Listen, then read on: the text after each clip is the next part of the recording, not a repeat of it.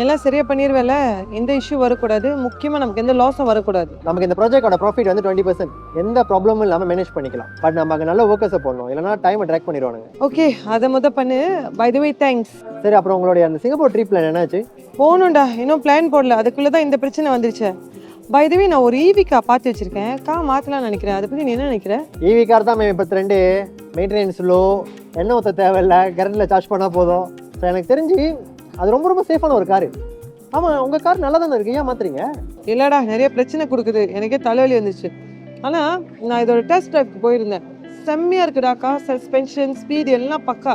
அதான் இந்த EV car வாங்கலாம்னு நினைக்கிறேன். நீயும் ஒரு கார் வாங்க வேண்டியதானே? இல்லை மேடம், இப்போதைக்கு வர காசை பிஸ்னஸில் இன்வெஸ்ட் பண்ணி பார்க்கலான்னு தான் இருக்கேன். ஸோ செட்டில் ஆகிற வரைக்கும் பார்த்துப்போம், அதுக்கப்புறம் வேணால் கார்லாம் வாங்கிக்கலாம். இவன் வேற சும்மா கால் பண்ணிகிட்டே இருக்கான். செல்வா தான். டேய், அவன் அவசரப்பட்டு வீட்டுக்கு பூந்துட போகிறான். எங்கள் அண்ணன் அங்கே தான் இருக்கான், கன்று வேற வச்சிருக்கா, சுற்ற போகிறான். சொல்லி வை. நான் பார்த்துக்கிறேன் மேம். அவன் கொஞ்சம் சென்சிட்டிவ் தான், என்ன சொன்னாலும் கேட்க மாட்டான். கொஞ்சம் பேசி புரிய வைக்கிறேன். என்னன்னு தெரிலடா, இப்போலாம் லைஃப் வேறு மாதிரி இருக்கு.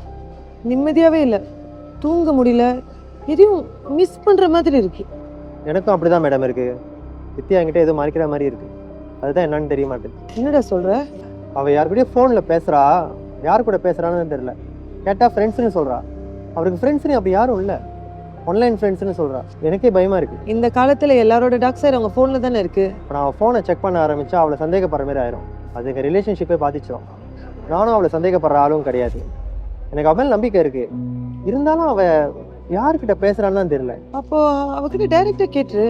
கேட்கலாம், பிரச்சனை யாருன்னு பயமாக இருக்குது.